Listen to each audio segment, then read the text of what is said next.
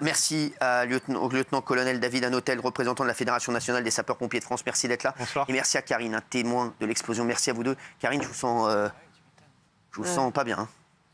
Un peu choqué encore. Ah, c'est normal.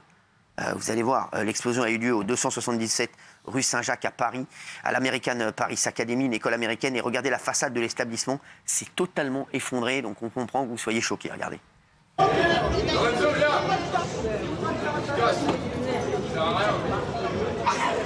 Tu peux pas faire vidéo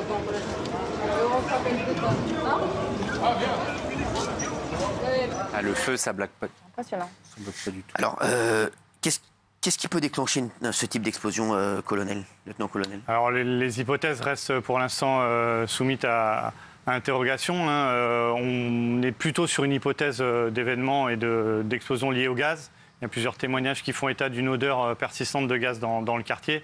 C'est a priori ce qui est mis avant tout en avant. Maintenant, le parquet et la procureure de la République restent prudentes sur le sujet, mais on est a priori sur cette piste-là avant tout. Les habitants ont indiqué sentir une forte odeur de gaz avant l'explosion, hein, c'est ça?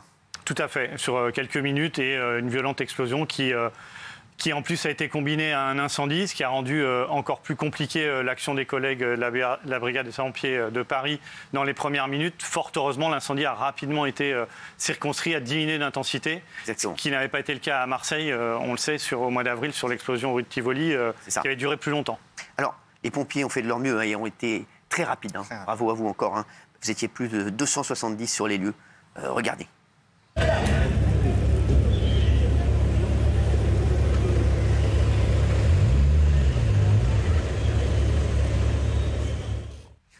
Il y a même l'armée qui a été déployée, hein, regardez.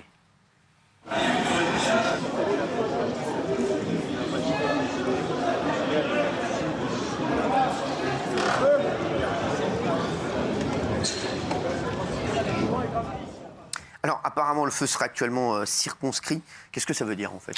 Ça veut dire que le feu a été contenu à un volume défini. Il est maintenu dans le périmètre actuel et on n'a pas de crainte particulière sur son expansion. Effectivement, a priori, le sinistre est désormais circonscrit et l'action des secours va pouvoir se concentrer sur la recherche des potentielles victimes supplémentaires, puisqu'il est également... donc on est sur un bilan qui reste limité, malheureusement, quand on voit... l'état du bâtiment, donc on parle de 4 personnes en urgence absolue et d'une vingtaine de blessés plus légers, mais une hypothèse de 2 personnes à minima qui seraient portées disparues, dont on n'aurait pas de nouvelles.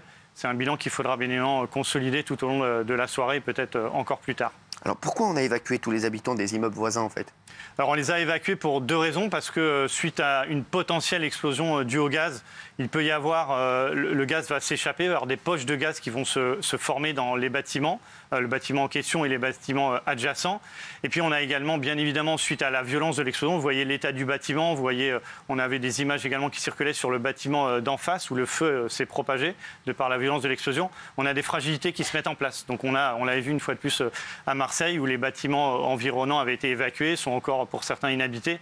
Donc on est par mesure de précaution obligé d'évacuer les bâtiments adjacents. Et puis pour faciliter également l'action des secours, on a malheureusement une partie des personnes qui ont tendance à vouloir s'avancer vers les lieux de l'intervention. On ne peut que leur rappeler que ce n'est pas la chose à faire, mais que forcément le périmètre de sécurité va être plus large pour faciliter l'action des secours et l'évacuation ensuite des blessés qui seront acheminés vers les différents hôpitaux du secteur. L'incendie peut reprendre ou... Il est peu probable. Après, on ne peut jamais totalement s'avancer, mais au vu du dispositif en place, ça reste peu probable. Ce qu'il est à l'heure actuelle plus important de contrôler et de dimensionner, c'est de pouvoir identifier l'origine, si fuite de gaz il y a eu, l'origine de cette fuite et de pouvoir identifier les éléments en cause. Bon, les services, dans ces cas-là, les services de gaziers sont présents et font les coupures nécessaires pour pouvoir intervenir en toute sécurité. Juste pour savoir, il y a des nombreux habitants qui ont été évacués. Quand est-ce qu'ils vont pouvoir rentrer chez eux? C'est quoi la procédure en fait? Alors là, la temporalité elle va être très différente selon la proximité. Ceux qui sont vraiment contigus au bâtiment, ça va être plusieurs heures, voire peut-être plusieurs jours. D'accord, comment ça se passe là? Ils vont être relogés? Ils vont être relogés par les services de la mairie, tout à fait. Alors, dans un premier temps, dans leur famille ou des voisins, on leur pose la question, très concrètement, dans ces cas-là. Si c'est pas possible on pose la pour question eux. aux voisins, est-ce que vous pouvez prendre des gens? Oui, et puis à eux, est-ce que vous avez de la famille dans le coin? Si c'est possible, c'est toujours plus agréable d'aller, suite à une catastrophe de ce type, d'être entouré de gens qu'on connaît. Et puis, lorsque c'est impossible, les services de la mairie mettent à disposition des hébergements provisoires. D'accord. Karine, merci d'être avec nous. Vous avez entendu un gros bruit. Vous étiez où? Moi, j'habite au milieu de la rue Henri Barbus. C'est à côté, c'est... C'est juste derrière le Val-de-Grâce. C'est pas un gros bruit, c'était une explosion, mais une déflagration. Vous faisiez quoi à ce moment-là? J'étais en télétravail. Là, vous entendez une déflagration. Une déflagration d'une violence inouïe. J'avais jamais entendu ça de ma vie. Mon fils était dans sa chambre, il est accouru. On ne savait pas ce qui se passait. Comme il y a le Crous qui est en construction en face, on a cru que c'était l'énorme grue qui était tombée. Et puis, vous avez vu de la fumée très vite ou pas? En fait, pas devant, mais mon fils, ça donne derrière, côté Val-de-Grâce. Et on a vu un nuage de fumée monter à une vitesse démesurée. Vous avez dû avoir la peur de votre vie. On a eu très, très, très peur parce que les murs ont tremblé avec une violence et le canapé a bougé. Et du coup, comme on a vu la fumée, on ne savait pas ce que c'était. On s'est précipité dans l'ascenseur pour descendre. Et quand on est arrivé en bas de la rue, on a vu des gens qui couraient dans tous les sens. On va au croisement de la rue Henri Barbus et Val-de-Grâce et là, on ne comprenait pas ce qui se passait. Les gens nous disent « mais courez, courez, il y a le gaz » et tout le monde était en panique, ça courait dans tous les sens. Et en fait,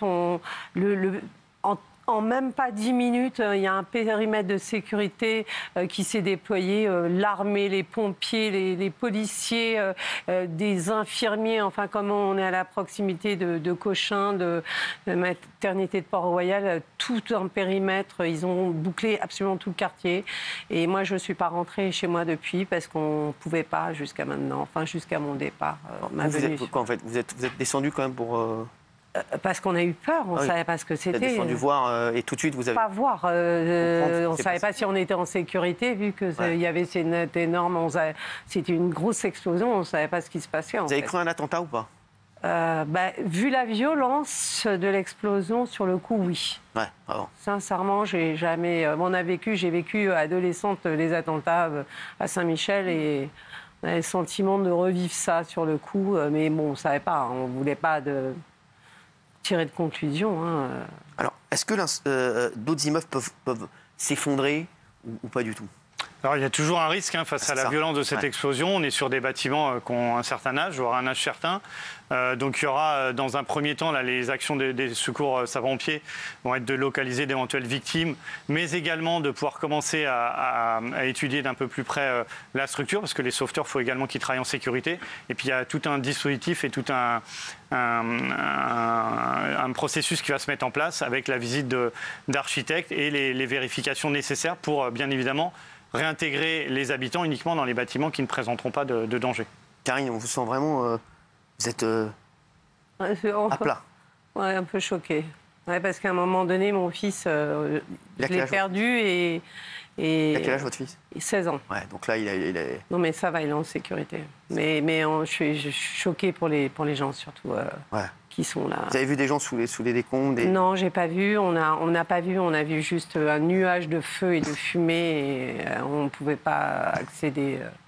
Mais bon, c'est un quartier, le 5e est un quartier très, très familial, très village, donc on connaît tout le monde et voilà. Vous êtes inquiète pour peut-être des gens que vous connaissez Oui, notamment pour un médecin chez qui je devais aller et j'ai décalé mon rendez-vous aujourd'hui. Je ne sais pas pourquoi, j'avais peur que ça soit trop juste. Je n'ai pas réussi à le joindre. Ah ouais, et qui était dans l'immeuble au niveau du 300, pas très loin de... Ah ouais, d'accord. Et donc vous n'avez pas réussi à le joindre aujourd'hui? Non. Vous êtes inquiète pour lui, donc? Un peu. Je vais en laisser un message. Oui, Gilles. Colonel, ce qui est terrifiant avec ces explosions de gaz, notamment en milieu urbain, c'est que c'est soudain, c'est d'une ampleur incroyable, et on a tous peur, au-delà du drame, de la propagation. C'est ça. Est-ce que vous êtes entraîné à ça? Comment ça se passe pour éviter que ça se propage? Alors, il y a effectivement l'effet de l'explosion, il y a l'effet de la sidération. Madame en est le parfait témoin. Hein. On est effectivement, de par cette agitation qui se crée, vraiment des conséquences qui sont importantes. Après, malheureusement, j'aurais tendance à dire que lorsque l'explosion s'est passée, on peut estimer que le gaz qui était en train de s'échapper en raison d'une fuite, aura disparu. Mais la meilleure des solutions, c'est quelque part ce qu'a fait Madame, c'est d'évacuer le secteur.